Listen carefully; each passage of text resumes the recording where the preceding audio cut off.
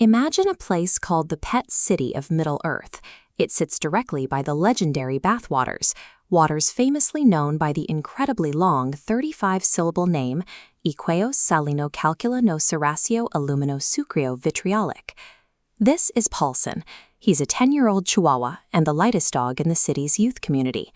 This chart illustrates exactly what that means physically. The standard Chihuahua weighs between 2 to 6 pounds and stands barely 8 inches tall. Placed next to a medium or large dog breed, the physical fragility is obvious. They have delicate bones and lose body heat rapidly. But Paulsen's biggest vulnerability was psychological. Ever since hearing a massive multi-syllable word back in 2018, he developed a severe case of hippopotamonstra sesquipilladolophobia, the literal fear of long words.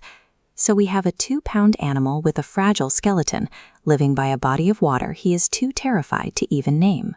He is practically the furthest thing you could find from a traditional, mythic hero. That piece shattered when a pilot named Ashtray Bukowski washed ashore. Her goal was simple and terrifying: to round up and kidnap every pet in the city. The plot worked. Paulsen found himself trapped inside a metal cage, shoved deep into the dark cargo hold of Flight GC-876. He wasn't alone in the hold. Next to him was his friend, a dachshund named Dax, and locked nearby was Jackson, a greyhound who was just as terrified of long words. The plane was airborne and headed to Yemen.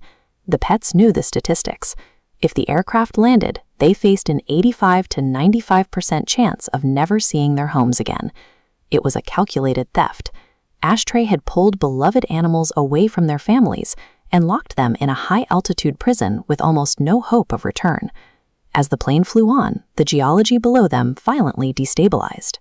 Mount Pelée erupted with a volcanic explosivity index of 8, the highest possible rating for a volcanic event. The sky quickly filled with ejected tephra and lapilli, solid fragments of volcanic rock that rained down over the city, polluting the coastal waters. Simultaneously, an 8.7 magnitude earthquake ripped through the ground directly beneath the aircraft's flight path. Groundwater superheated into steam, triggering secondary eruptions that completely shattered the landscape below as the plane charted its course over England. While the earth tore itself apart outside, Paulsen was dealing with his own internal panic in the cargo hold. He had to act while the world was quite literally exploding around him. Pushing past his paralyzing fear, Paulsen figured out a way to force the latches open. He managed to free himself, Dax, and Jackson just as the aircraft crossed out over the deep waters of the Atlantic Ocean. They were out of their cages, but they were still on a flying plane. Paulsen made a brutal calculation. He would confront the pilot directly, drawing her attention so his friends could escape. The confrontation forced Paulsen out of the aircraft. A 2-pound dog plummeted thousands of feet down toward the cold, churning waves of the Atlantic. He didn't have the size of a German Shepherd or the speed of a greyhound, but when it mattered most, he prioritized the survival of his pack over his own fragile biology. Dax and Jackson successfully made it back. They reunited with their owners, including Andrew Benson, a 10-time Battle of the Bands champion and Paulsen's owner. The focus then shifted to the courtroom, where Ashtray Bukowski finally stood trial before Judge Rob Smith. The judge laid out exactly what she had done. She had weaponized her aviation license, turning a commercial flight into a vessel for mass kidnapping and shattering a tight-knit community. Looking at this sentencing timeline, the court handed down a massive penalty, remanded to federal prison for a minimum of 25 years to life. And to ensure she faced the full weight of her actions, it carried a strict condition: no possibility of parole. The verdict offered a hard, unyielding resolution to the trauma the owners and their pets had endured. Or it would have been unyielding if not for what happened exactly 2 months later. Ashtray Bukowski was completely pardoned.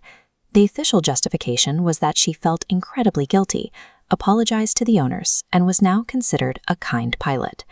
But the bizarre human legal system doesn't really matter. What matters is Paulsen, who somehow survived the Atlantic drop and returned to rest by those long-named coastal waters. He had navigated a VEI-8 volcanic eruption, an 8.7 earthquake, and his own intense linguistic phobia, and made it back home. The story proves that bravery has nothing to do with the size of your skeleton or the fears in your head. It comes down to whether you are willing to leap into the dark when your pack needs you.